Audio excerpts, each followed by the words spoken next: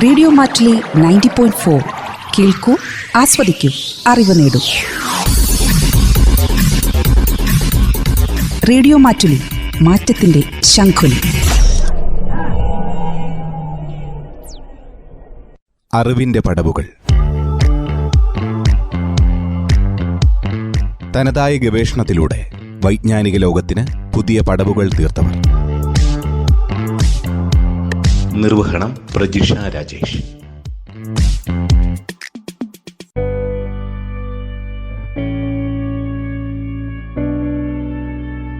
അറിവിന്റെ പടവുകൾ എന്ന പരിപാടിയിലേക്ക് എല്ലാ പ്രിയ ശ്രോതാക്കൾക്കും സ്വാഗതം.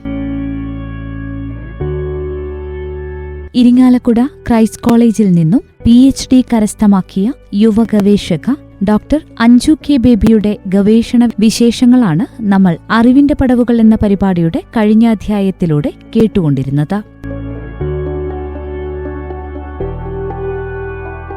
5 വർഷമായുള്ള ഫീൽഡ് വർക്കുകളും പ്രകൃതിയോടിണങ്ങിയുള്ള ഗവേഷണ യാത്രകളെക്കുറിച്ചും അനുഭവങ്ങളെക്കുറിച്ചും ഡോക്ടർ അഞ്ജു കെ ബേബി സംസാരിക്കുന്നത് കേൾക്കാം ഇന്നത്തെ അറിവിന്റെ പടവുകളിലൂടെ.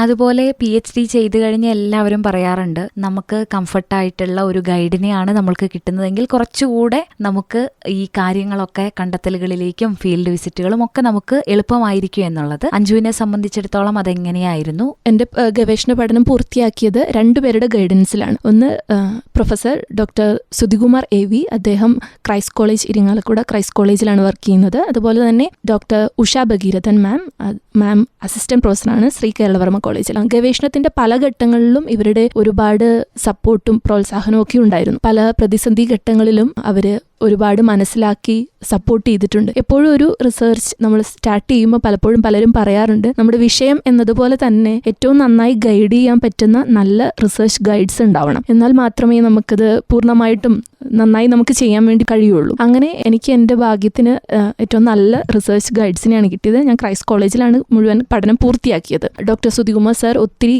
ഹെൽപ്പ് ചെയ്തിട്ടുണ്ട്. അദ്ദേഹത്തിൻ്റെ കോൺട്രിബ്യൂഷൻസ് ഒരുപാടുണ്ട്. പല ഘട്ടങ്ങളിലും പല പ്രതിസന്ധി ഘട്ടങ്ങളിലും പ്രത്യേകിച്ച് ഞാൻ ഇവയുടെ DNA ഡേറ്റ ലഭ്യമാക്കിയിരുന്നു. DNA ഡേറ്റ ജനറേറ്റ് ചെയ്യാൻ പല പല ബുദ്ധിമുട്ടുകളും പ്രതിസന്ധികളും ഉണ്ടായിരുന്നു. അപ്പോഴൊക്കെ അവയുടെ അനാലിസിസ്, ഈ കാര്യങ്ങളെല്ലാം കൃത്യമായി ചെയ്യാൻ അദ്ദേഹത്തിന്റെ പ്രോത്സാഹനം വളരെ കൂടുതലായിട്ടുണ്ടായിരുന്നു. 2021 ഈ ഒരു PhD അഞ്ജു തുടങ്ങിയത് എന്നാണ് പറഞ്ഞത്. ഇപ്പൊ 2021 നമുക്കറിയാം കോവിഡ് ഒക്കെ നന്നായി ഉണ്ടായിരുന്ന ആ ഒരു സമയം. അത് ഏതെങ്കിലും തരത്തിലൊരു പ്രതിസന്ധിയായിട്ട് ഉണ്ടായിരുന്നോ? എനിക്ക് തോന്നുന്നു ഞാൻ സിനോപ്സിസ് PhDക്ക് ജോയിൻ ചെയ്യുന്നതിന് മുൻപ് സിനോപ്സിസ് പ്രസന്റേഷൻ എന്ന് പറയുന്ന ആ പ്രക്രിയ നടക്കുമ്പോഴാണ് കോവിഡൊക്കെ കൂടുതലായിട്ടും ഉണ്ടായിരുന്നത്. ഞാൻ ജോയിൻ ചെയ്തതിന് ശേഷം ഒരു 6 മാസം നമുക്ക് ലിറ്ററേച്ചർ സ്റ്റഡി ആണല്ലോ. ആ സമയത്ത് ആ ഒരു പ്രതിസന്ധി ഘട്ടങ്ങളൊക്കെ ഏകദേശം കഴിഞ്ഞു. എൻ്റെ ഫീൽഡ് വർക്കിനെ ബാധിച്ചിട്ടുണ്ട്, എന്നാൽ പോലും എനിക്ക് ഒരിക്കലും നിർത്തിവെക്കേണ്ടതായിട്ട് വന്നിട്ടില്ല. അത് പൂർണ്ണമായിട്ടും കംപ്ലീറ്റ് ചെയ്യാൻ വേണ്ടി കഴിഞ്ഞിരുന്നു. എന്തൊക്കെയാണ് പ്രധാന വെല്ലുവിളികൾ ഇങ്ങനെയൊരു പഠനത്തിലേക്ക് ഇറങ്ങി ചെന്നപ്പോൾ ഉണ്ടായിട്ടുണ്ടായിരുന്നത്? എങ്ങനെയാണ് അഞ്ജു അതിനെയൊക്കെ അതിജീവിച്ചത്? എൻ്റെ ഏറ്റവും വലിയ പ്രതിസന്ധി എന്ന് പറയുന്നത് തീർച്ചയായും ഫീൽഡ് കളക്ഷൻ ആയിരുന്നു. കാരണം 2.5 വർഷത്തോളം നീണ്ടു നിൽക്കുന്ന ഫീൽഡ് കളക്ഷൻ ആയിരുന്നു. കേരളത്തിൻ്റെ പല ഭാഗങ്ങളിൽ യാത്ര ചെയ്യേണ്ടതായിട്ട് വന്നു. അപ്പം ഞാൻ മുമ്പ് പറഞ്ഞതുപോലെ ടെട്രാനത്തിഡേ ചിലന്തികൾ കൂടുതലായും ജലാശയങ്ങളിലാണ് കാണുന്നതെങ്കിൽ പോലും അവയ്ക്ക് ചില പ്രിഫറൻസസുകളുണ്ട്. അതായത് അവ കൂടുതലായും ആക്റ്റീവായിരിക്കുന്നത് രാത്രി സമയങ്ങളിലാണ്, നൊക്ടേണലാണ് ടെട്രാനാത്തിഡീസ് ചിലന്തികൾ എന്ന് പറയുന്നത്. അതുകൊണ്ട് തന്നെ പകൽ സമയങ്ങളിൽ അവയെ ശേഖരിക്കുക എന്ന് പറയുന്നത് കുറച്ച് ബുദ്ധിമുട്ടായിരുന്നു. എങ്കിൽ പോലും അവയെ ഞാൻ കൂടുതലായിട്ടും ശേഖരിച്ചത് രാവിലെയുള്ള അവർ ആക്റ്റീവായിട്ടുള്ള സമയങ്ങൾ, അതായത് രാവിലെ അതുപോലെ തന്നെ വൈകിട്ട് ഈവനിങ് സമയങ്ങളിലായിരുന്നു കൂടുതലായിട്ടും ഞാൻ സാമ്പിൾസ് ശേഖരിച്ചിട്ടുണ്ടാവുക. കാരണം ഈർപ്പമുള്ള കാലാവസ്ഥയിൽ ജീവിക്കുന്നത് കൊണ്ട് തന്നെ പകൽ സമയങ്ങളിൽ അവ അത്ര ആക്റ്റീവായിരിക്കില്ല. അതുകൊണ്ട് തന്നെ പകൽ സമയങ്ങളിലുള്ള ശേഖരണം എന്ന് പറയുന്നത് കുറച്ച് ചാലഞ്ചിങ് ആയിരുന്നു. മറ്റൊരു പ്രതിസന്ധി എന്ന് പറയുന്നത് അവയുടെ ഞാൻ ഗ്ലോബൽ ഡേറ്റാബേസുകളിലേക്ക് ഞാൻ ശേഖരിച്ച കേരളത്തിലെ ടെട്രാനാത്തിഡേ ചിലന്തികളുടെ DNA ഡേറ്റ ലഭ്യമാക്കിയിരുന്നു. അതൊരു വലിയ പ്രോസസ്സാണ്. അതിൽ ഒരുപാട്, അതായത് റെഫറൻസ് സീക്വൻസസുകൾ ഇല്ലാത്തത് കൊണ്ട് എനിക്ക് ഒരുപാട് പ്രതിസന്ധികൾ നേരിടേണ്ടി വന്നു. ഇവയൊക്കെയാണ് അതുപോലെ തന്നെ നമുക്ക് സമയബന്ധിതമായിട്ട് നമ്മളുടെ കണ്ടെത്തലുകൾ പ്രസിദ്ധീകരിക്കുക എന്ന് പറയുന്നതും വലിയൊരു ചാലഞ്ചാണ്. നല്ല ജേണലുകളിൽ പ്രസിദ്ധീകരിക്കുക എന്ന് പറയുന്നതും വലിയൊരു ചാലഞ്ചാണ്. ഇത്തരത്തിലുള്ള പ്രതിസന്ധികളൊക്കെ ഞാൻ നേരിട്ടിരുന്നു. എങ്കിൽ പോലും എനിക്ക് തോന്നുന്നു ഒരു റിസർച്ചർക്ക് ടാലന്റ് എന്നതിൽ കൂടുതൽ ഹാർഡ് വർക്കും അതുപോലെ തന്നെ ക്ഷമ എന്ന് പറയുന്നതും വലിയ കാര്യമാണ്. ഇതൊക്കെ ഉണ്ടെങ്കിൽ മാത്രമാണ് നമുക്ക് അത് ഏറ്റവും നന്നായിട്ട് പൂർത്തിയാക്കാൻ സാധിക്കുകയുള്ളൂ. ഒരുപാട് പ്രതിസന്ധികളെയൊക്കെ മറികടന്ന് നമ്മൾ PhD പൂർത്തിയാക്കി. അപ്പോൾ ഈ PhDക്ക് ശേഷം ഇപ്പോൾ ഒരു കണ്ടെത്തലിൽ എത്തി നിൽക്കുകയാണ്. ഇനി ഇതിൽ തുടർ പഠനം നടത്താൻ വേണ്ടിയിട്ട് താല്പര്യമുണ്ടോ? അതിനു വേണ്ടിയിട്ട് ശ്രമം അഞ്ജുവിന്റെ ഭാഗത്ത് നിന്നുണ്ടോ? അതോ ഇനി ജോലി എന്നുള്ളതാണോ ലക്ഷ്യം? ഞാൻ നിലവിൽ അസിസ്റ്റന്റ് പ്രൊഫസറായിട്ട് വർക്ക് ചെയ്യാണ്. എന്നാൽ പോലും എനിക്ക് എൻ്റെ പഠനം തുടർന്ന് കൊണ്ടുപോകണമെന്നുണ്ട്. പോസ്റ്റ് ഡോക്ക് ചെയ്യണമെന്ന് ഞാൻ ആഗ്രഹിക്കുന്നു. നല്ലൊരു ഓപ്പർച്യൂണിറ്റീസ് വരികയാണ് എന്നുണ്ടെങ്കിൽ ഞാൻ തീർച്ചയായിട്ടും എൻ്റെ വർക്കുകൾ കണ്ടിന്യൂ ചെയ്യും. അധ്യാപനമാണോ ഇഷ്ടമേഖല? അതെ, അധ്യാപനമാണ് എനിക്ക് എൻ്റെ ഇഷ്ടമേഖല എന്ന് പറയുന്നത്. എന്നാൽ പോലും എനിക്ക് തോന്നുന്നു ഈ മേഖലയിൽ ഞാൻ പറഞ്ഞതുപോലെ ഇത്രയൊക്കെ പ്രാധാന്യം അർഹിക്കുന്ന ചിലന്തി വർഗ്ഗങ്ങളാണെങ്കിൽ പോലും ഇവയിലുള്ള പഠനങ്ങൾ വളരെ കുറവാണ്. അതുകൊണ്ട് തന്നെ ഞാൻ ഈ തുടങ്ങി വെച്ച ഈ വർക്ക് മുന്നോട്ട് കൊണ്ടുപോകണം എന്നെനിക്ക് ഒരു ആഗ്രഹമുണ്ട്. കാരണം ടെറ്റനാത്തിഡി ചിലന്തികൾ എന്ന് പറയുന്നത് ആവാസ വ്യവസ്ഥയിൽ അതിന് ഒത്തിരി ഇമ്പോർട്ടൻസ് ഉണ്ട്. പ്രത്യേകിച്ച് ഒരു ആവാസ വ്യവസ്ഥയിൽ, പ്രത്യേകിച്ച് നെൽപ്പാടങ്ങളും ഈർപ്പമുള്ള ആവാസ വ്യവസ്ഥകളിൽ അവ കീടങ്ങളുടെ എണ്ണം നിയന്ത്രിക്കുന്നതിൽ പ്രധാന പങ്കുവഹിക്കുന്നവരാണ്. അതുമാത്രമല്ല രോഗവാഹകരായ ജീവികളുടെ, പ്രത്യേകിച്ച് കൊതുകുകൾ പോലെയുള്ള ജീവികളുടെ എണ്ണമൊക്കെ നിയന്ത്രിക്കുന്നതിൽ വളരെ പങ്കുവഹിക്കുന്ന ഗ്രൂപ്പാണ് ടെറ്റനാത്തിഡി ചിലന്തികൾ എന്ന് പറയുന്നത്. അതുകൊണ്ട് തന്നെ എന്നാൽ പോലും ഇത്തരത്തിലുള്ള ഈ ചിലന്തി വർഗത്തിൻ്റെ പഠനം ലോകത്താകമാനം വളരെ പരിമിതമാണ്. പ്രത്യേകിച്ച് ഇന്ത്യയിൽ ഇതുവരെ ആഴത്തിലുള്ള ഒരു പഠനം നടന്നിട്ടില്ല. അതുകൊണ്ട് തന്നെ എനിക്ക് തോന്നുന്നു ഇതൊരു പ്രിലിമിനറി സ്റ്റഡിയാണ്. എനിക്ക് കൂടുതൽ മുന്നോട്ട് കൊണ്ടുപോകാനുണ്ട്. നല്ല നല്ല കൊളാബറേഷൻസ് ഉണ്ടാക്കണമെന്നുണ്ട്. അങ്ങനെയുള്ള കൊളാബറേഷൻസ് ഉണ്ടെങ്കിൽ മാത്രമാണ് ഇത് വിപുലമായിട്ട് നമുക്ക് കൂടുതൽ ആഴത്തിൽ പഠിക്കാൻ വേണ്ടി സാധിക്കുകയുള്ളൂ. അധ്യാപനം ഇതോടൊപ്പം ഈ അധ്യാപനവും മുന്നോട്ട് കൊണ്ടുപോകണം എന്നാണ് ആഗ്രഹം, അല്ലേ? അതെ അതെ. അപ്പോൾ എപ്പോഴും നമ്മൾ ഈ ഒരു 5 വർഷം ഈ ഒരു PhD യാത്രയിൽ നമുക്ക് ഒരുപാട് വിഷമങ്ങളുണ്ടാവും, മാനസിക ബുദ്ധിമുട്ടുകളും പ്രശ്നങ്ങളും ഒക്കെ ഉണ്ടാവും. പലപ്പോഴും നമ്മൾ ഫീൽഡ് വർക്കിന് പോകുമ്പോൾ നമ്മൾ ഉദ്ദേശിച്ച ഒരു റിസൾട്ട് നമുക്ക് കിട്ടണമെന്നില്ല. അപ്പോഴൊക്കെയും ഇപ്പോൾ പുറത്തൊരു സ്ഥലത്താണ് നമ്മൾ പഠിച്ചുകൊണ്ടിരിക്കുന്നത്. അപ്പോൾ ഈ സമയത്തൊക്കെ നമുക്ക് നമ്മളുടെ ഫാമിലി മെമ്പേഴ്സിൻ്റെ ഒരു സപ്പോർട്ട് എന്ന് പറയുന്നതും വളരെ വലുതാണല്ലോ. ഈ 5 വർഷം ഒരു നീണ്ട പഠനവുമാണ് നമ്മൾ നടത്തുന്നത്. പലരും എന്താണിത് അവസാനിക്കാത്തത്, ഇതിനൊരു റിസൾട്ട് ഇല്ലേ എന്നുള്ള രീതിയിലൊക്കെ വീട്ടുകാരെയും ബുദ്ധിമുട്ടിച്ചു എന്നിരിക്കാം. അങ്ങനെയൊക്കെ ആളുകൾ പറഞ്ഞു കേട്ടിട്ടുണ്ട്. അപ്പൊ എങ്ങനെയായിരുന്നു അഞ്ജുവിന്റെ ഒരു ഫാമിലി സപ്പോർട്ട് ഈ ഒരു വിഷയത്തിൽ ലഭിച്ചത്? അതെ, ഞാൻ ഒരു ചെറിയ പരിമിതമായ കാലഘട്ടം അല്ലാതെ 5 വർഷത്തിനുള്ളിലാണ് എൻ്റെ വർക്ക് കംപ്ലീറ്റ് ചെയ്യുന്നത്. അതുകൊണ്ട് തന്നെ ഇത് ഒരുപാട് പേരുടെ പ്രോത്സാഹനവും പിന്തുണയും ഒക്കെ ഉണ്ടായിരുന്നു. പ്രത്യേകിച്ച് പറയുമ്പോൾ ഫാമിലി മെമ്പേഴ്സ്, എനിക്ക് തോന്നുന്നു ഇപ്പൊ പറഞ്ഞതുപോലെ ചുറ്റുമുള്ളവരുടെ ചോദ്യങ്ങളുടെ അത്ര പോലും എൻ്റെ വീട്ടിൽ നിന്നുള്ളൊരു ചോദ്യം ഉണ്ടായിരുന്നില്ല. അവര് എല്ലാം ക്ഷമയോടുകൂടി മനസ്സിലാക്കി കൃത്യമായി അത് രാത്രികാലങ്ങളിലായിരിക്കും ചിലപ്പോൾ ഒക്കെ യാത്ര ചെയ്യുന്നത്. എന്നാലും അവർ അതിനെ ഒരുപാട് ടെൻഷനൊന്നും അടുപ്പിച്ചിട്ടില്ല. വളരെ സപ്പോർട്ടീവായിട്ട്, പ്രത്യേകിച്ച് എൻ്റെ ഫീൽഡ് സർവേയിലൊക്കെ എൻ്റെ ഫാമിലി മെമ്പേഴ്സ് തന്നെയാണ് കുറേ കാലഘട്ടവും എന്നെ സഹായിച്ചിട്ടുള്ളത്. പ്രത്യേകിച്ച് എൻ്റെ ചേട്ടൻ, അദ്ദേഹമാണ് എന്നെ ഒരുപാട് സമയവും എന്നെ സപ്പോർട്ട് ചെയ്തിട്ടുള്ളത്. എൻ്റെ ഫീൽഡ് സർവേയിലൊക്കെ ഫീൽഡ് അസിസ്റ്റ് ചെയ്യാനൊക്കെ ആയിട്ട് വന്നിട്ടുള്ളത്. ഇത് മാത്രമല്ല, നേരത്തെ പറഞ്ഞതുപോലെ തന്നെ കൂട്ടുകാർ, ഫ്രണ്ട്സ്, മറ്റ് ഫാമിലി മെമ്പേഴ്സ്, ഇവരുടെയൊക്കെ ഒരു പിന്തുണയുണ്ടായിരുന്നു. അതുകൊണ്ട് തന്നെയാണ് ഇത് നന്നായി പൂർത്തിയാക്കാൻ സാധിച്ചത്. കുടുംബാംഗങ്ങളെയൊക്കെ ഞങ്ങൾക്ക് വേണ്ടി ഒന്ന് പരിചയപ്പെടുത്താമോ? എൻ്റെ വീട്ടിൽ പപ്പ, അമ്മ, പിന്നെ എൻ്റെ ചേട്ടൻ മനു ഇപ്പോൾ അബുദാബിയിലാണ് വർക്ക് ചെയ്യുന്നത്. ആളുടെ വലിയൊരു കോൺട്രിബ്യൂഷൻ ഉണ്ട്. നമുക്കറിയാം ഒരുപാട് സ്ട്രെസ്സും ഒരുപാട് ടെൻഷൻസും ഒക്കെ ഉണ്ടാവാറുണ്ട്. അപ്പം എനിക്ക് എപ്പോഴും പോയി പറയാൻ പറ്റുന്നത് ചേട്ടനോടാണ്. ഞാൻ എന്തെങ്കിലും വിഷമങ്ങളൊക്കെ പറഞ്ഞു കഴിഞ്ഞാൽ എന്നെക്കാട്ടും കൂടുതൽ വിഷമമാവുകയും എനിക്ക് എന്തെങ്കിലും ചെറിയ ചെറിയ അച്ചീവ്മെൻറ്റ്സ്, ചെറിയ പേപ്പേഴ്സൊക്കെ പബ്ലിഷ് ചെയ്യുമ്പോൾ എന്നേക്കാൾ കൂടുതൽ സന്തോഷിക്കുകയും ചെയ്യുന്ന ആളാണ് ചേട്ടൻ എന്ന് പറയുന്നത്. അതുപോലെ തന്നെ ചേച്ചിയുടെ ഫാമിലി മെമ്പേഴ്സും ഒക്കെ എന്നെ ഒരുപാട് സഹായിച്ചിട്ടുണ്ട്. പഠിച്ചത് മേരിമാതയിലും PG ചെയ്തത് ഇവിടെ കണ്ണൂർ യൂണിവേഴ്സിറ്റി ക്യാമ്പസിലും ആണെന്ന് പറഞ്ഞല്ലോ. അപ്പൊ ഈ സുവോളജി എന്നൊരു വിഷയം അഞ്ജു താല്പര്യത്തോടെ തെരഞ്ഞെടുത്തതാണോ ബിരുദ പഠനത്തിന് വേണ്ടി?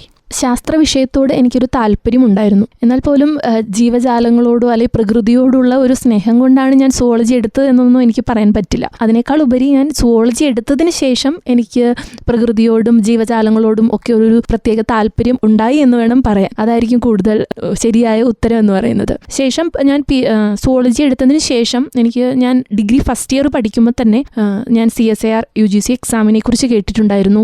ഞങ്ങളുടെ മേരിമാതയിലുണ്ടായിരുന്ന അന്നുണ്ടായിരുന്ന ഡോക്ടർ പ്രസാദൻ PK, അദ്ദേഹം ഇപ്പോൾ റിട്ടയർ ചെയ്തു. അദ്ദേഹം എപ്പോഴും ഗവേഷണത്തിനെ ഒരുപാട് പ്രോത്സാഹിപ്പിക്കുമായിരുന്നു. അപ്പോൾ ഞാൻ ഫസ്റ്റ് ഇയറിൽ പഠിക്കുമ്പോൾ തന്നെ എൻ്റെ ഉള്ളിലൊരു ആഗ്രഹം ഉണ്ടായിരുന്നു എനിക്ക് റിസർച്ച് ചെയ്യണമെന്ന്. പക്ഷേ അതുള്ളിൽ വെച്ചു. എനിക്കതങ്ങനെ എക്സാം ക്രാക്ക് ചെയ്യാൻ പറ്റും എന്നൊന്നും ഉള്ള ഒരു ആത്മവിശ്വാസമൊന്നും അന്ന് ഉണ്ടായിരുന്നില്ല. പിന്നീട് ഞാൻ MSc ചെയ്യാൻ പറ്റി. അതിനുശേഷം ഞാൻ എക്സാം ക്വാളിഫൈ ചെയ്തു. അങ്ങനെയാണ് ഞാൻ ഈ മേഖലയിലോട്ട് വരുന്നത്. റിസർച്ച് ചെയ്യാൻ, ഗവേഷണം ചെയ്യുക എന്നൊരു കാര്യം മനസ്സിൽ ഉണ്ടായപ്പോൾ തന്നെ എൻ്റെ ഏറ്റവും ഇഷ്ട വിഷയം എന്ന് പറയുന്നത് ചിലന്തികൾ തന്നെയായിരുന്നു. ഈ മേരിമാതയിലെയും ഈ കണ്ണൂർ യൂണിവേഴ്സിറ്റി ക്യാമ്പസിലെയും അധ്യാപകർ ഈ റിസർച്ചിന് ഇറങ്ങിയതിന് ശേഷം ഏതെങ്കിലും തരത്തിലുള്ള സഹായം ഉണ്ടായിരുന്നോ? തീർച്ചയായിട്ടും അവർ പലപ്പോഴും വിളിക്കാറുണ്ട്. ഇപ്പം തന്നെ ഞാൻ ഓപ്പൺ ഡിഫൻസ് കഴിഞ്ഞ് PhD അവാർഡ് ചെയ്ത സമയത്തൊക്കെ ഞങ്ങളുടെ HOD ആയിരുന്നിട്ടുള്ള മേഴ്സി മാം, ഡോക്ടർ മേഴ്സി ഇഗ്നീഷ്യസ് മാം വിളിച്ചിട്ടുണ്ടായിരുന്നു. പലരും വിളിക്കാറുണ്ട്, മെസ്സേജ് ചെയ്യാറുണ്ട്. അവരൊക്കെ ഒത്തിരി പ്രോത്സാഹിപ്പിക്കാറുണ്ട്. എന്തെങ്കിലും ചെറിയ ചെറിയ അച്ചീവ്മെന്റ്സ് ഉണ്ടാകുമ്പോൾ, പേപ്പർ പബ്ലിഷ് ചെയ്യുമ്പോഴൊക്കെ അവർ വിളിക്കുകയും ഒത്തിരി പ്രോത്സാഹിപ്പിക്കുകയും ചെയ്യാറുണ്ട്. അപ്പോൾ ഒരു ഗവേഷക വിദ്യാർത്ഥിയെ സംബന്ധിച്ചിടത്തോളം ഏറ്റവും പ്രധാനപ്പെട്ട ഒരു ദിവസം എന്ന് പറയുന്നത് ഈ ഓപ്പൺ ഡിഫൻസിന്റെ അന്ന് പ്രബന്ധാവതരണം നടത്തുന്ന ദിവസമാണ്. അന്നാണ് നമുക്ക് ഡോക്ടർ എന്നുള്ള ഈ ഒരു പദവിയിലേക്ക് നമ്മൾ എത്തുന്നത്. എല്ലാം നമ്മൾ ഇതുവരെ ചെയ്തു വെച്ചത് നമ്മൾ അവതരിപ്പിക്കുന്ന ഒരു ദിവസമാണല്ലോ. എങ്ങനെയായിരുന്നു അഞ്ജുവിന് ആ ഒരു ദിവസം? നന്നായിട്ട് ചോദ്യം ചോദിച്ചതിനൊക്കെ ഉത്തരങ്ങൾ നൽകാൻ കഴിഞ്ഞോ? എനിക്ക് തോന്നുന്നു ഒരു ഗവേഷകയുടെ അല്ലെങ്കിൽ ഗവേഷകന്റെ അക്കാദമിക് ജീവിതത്തിലെ ഏറ്റവും പ്രധാനപ്പെട്ട ദിവസമാണ് PhD ഓപ്പൺ ഡിഫൻസ് എന്ന് പറയുന്നത്. എൻ്റെ PhD ഓപ്പൺ ഡിഫൻസ് ജൂൺ 19 അത് ചെയർ ചെയ്തത് ഡോക്ടർ സുബ്രഹ്മണ്യൻ സർ. അദ്ദേഹം ഒരു സീനിയർ സയന്റിസ്റ്റ് ആണ്, പ്രൊഫസറാണ്, സുവോളജിക്കൽ സർവേ ഓഫ് ഇന്ത്യ ചെന്നൈയിൽ. അദ്ദേഹമാണ് എൻ്റെ PhD ഓപ്പൺ ഡിഫൻസ് ചെയർ ചെയ്തത്. എനിക്ക് തോന്നുന്നു PhD എൻ്റെ പ്രസൻറ്റേഷനും അതിനുശേഷമുള്ള ഡിസ്കഷൻ സെഷനൊക്കെ താരതമ്യേന വലിയ ബുദ്ധിമുട്ടുകളില്ലാതെ, എല്ലാ ക്വസ്റ്റ്യൻസും എനിക്ക് വലിയ ബുദ്ധിമുട്ടുകളില്ലാതെ അഡ്രസ്സ് ചെയ്യാൻ വേണ്ടി സാധിച്ചിരുന്നു. എല്ലാവരും, വലിയൊരു ഓഡിയൻസ് അടങ്ങുന്ന ഒരു മീറ്റിംഗ് ആയിരുന്നു അത്. എൻ്റെ ഫാമിലി മെമ്പേഴ്സും അതുപോലെ തന്നെ ക്രൈസ്റ്റിലുള്ള എല്ലാ ഫ്രണ്ട്സും എല്ലാവരും ഉൾപ്പെടുന്ന. ഞാൻ എൻ്റെ PhD ഓപ്പൺ ഡിഫൻസ് നടന്നത് 2 പേരുടെ ഒപ്പമാണ്. എൻ്റെ സീനിയേഴ്സ് ആയിട്ടുള്ള 2 പേരും കൂടെ PhD ഓപ്പൺ ഡിഫൻസ് നടന്നിരുന്നു. അങ്ങനെ ഞങ്ങൾ 3 പേരാണ് ഒരേ ദിവസം PhD ഓപ്പൺ ഡിഫൻസ് നടത്തിയത്.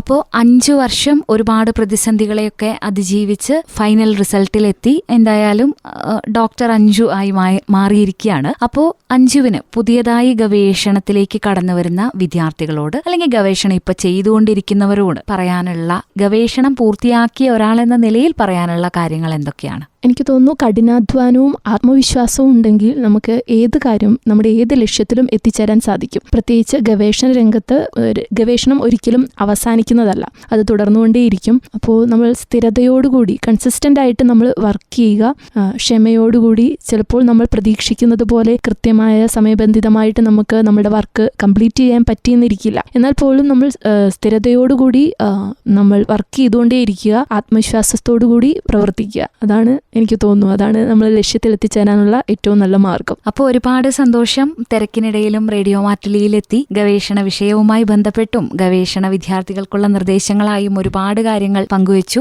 ഭാവി ജീവിതത്തിലും ഇതിനെക്കുറിച്ച് തുടർന്ന് പഠിക്കാനുള്ള അവസരങ്ങൾ ഉണ്ടാകട്ടെ. ഒപ്പം ഏത് മേഖലയിലായാലും നന്നായി പ്രശോഭിക്കാൻ കഴിയട്ടെ എന്നും ഏറെ സ്നേഹത്തോടെ റേഡിയോ മാറ്റുലിയും ആശംസിക്കുകയാണ്. ഒരുപാട് സന്തോഷം. പ്രത്യേകിച്ച് എൻ്റെ ഈ കണ്ടെത്തലുകളൊക്കെ നമ്മുടെ നാട്ടിലുള്ള ആളുകളുമായിട്ട് പങ്കുവയ്ക്കാൻ സാധിച്ചതിൽ ഒരുപാട് സന്തോഷം. ഒത്തിരി നന്ദി. നമുക്ക് ചുറ്റുമുള്ള പ്രകൃതിയിലേക്ക് നമ്മൾ ശ്രദ്ധിക്കാതെ പോകുന്ന ചെറിയ ജീവജാലങ്ങളിലേക്ക് പോലും എത്ര വലിയ ശാസ്ത്രീയ കാഴ്ചപ്പാടോടെയാണ് നോക്കിക്കാണേണ്ടത് എന്ന് ഡോക്ടർ അഞ്ജു കെ ബേബിയുടെ ഗവേഷണത്തിൽ നിന്ന് നമ്മൾ മനസ്സിലാക്കി. പ്രകൃതിയെയും ജൈവ വൈവിധ്യത്തെയും സ്നേഹിക്കുന്ന ഏതൊരാൾക്കും, പ്രത്യേകിച്ച് ഗവേഷണ മേഖലയിലേക്ക് കടന്നുവരാൻ ആഗ്രഹിക്കുന്ന വിദ്യാർത്ഥികൾക്ക് ഡോക്ടർ അഞ്ജു കെ ബേബിയുടെ ഈ യാത്ര വലിയൊരു പ്രചോദനം തന്നെയാണ്. കേരളത്തിലെ ചിലന്തികളെക്കുറിച്ചുള്ള ഈ വേറിട്ട പഠനത്തിനും വരാനിരിക്കുന്ന എല്ലാ ശാസ്ത്രീയ മുന്നേറ്റങ്ങൾക്കും റേഡിയോ മാറ്റുലിയുടെ എല്ലാവിധ ഭാവുകങ്ങളും നേരുന്നു. പ്രിയ ശ്രോതാക്കളെ, അറിവിന്റെ പുതിയ പടവുകളുമായി മറ്റൊരു പ്രതിഭയുമായി വീണ്ടുമെത്താം. നന്ദി, നമസ്കാരം. അറിവിന്റെ പടവുകൾ. തനതായ ഗവേഷണത്തിലൂടെ വൈജ്ഞാനിക ലോകത്തിന് പുതിയ പടവുകൾ തീർത്തവർ. നിർവഹണം പ്രജിഷ രാജേഷ്.